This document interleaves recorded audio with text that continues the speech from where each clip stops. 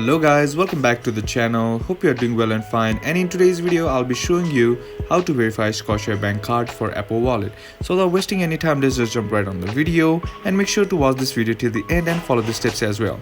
Now the first thing that you need to do is open up your wallet app, and here you'll be seeing added cards right here. Now all you gotta do is select the Scotiabank debit card or your bank card, and once you select that, here you'll be seeing verification required for your Scotiabank card. Right now all you gotta do is simply tap on complete verification to complete the process, and once you do that, here you'll be seeing something like this. Right now all you gotta do is simply tap on the option that says next on the top right corner of the screen, and once you do that, here you'll be seeing such kind of page. Right now here you'll be seeing an option that says open Scotiabank, and once you tap on it and open your bank account, remember to download the Scotiabank app and be logged into your account as well.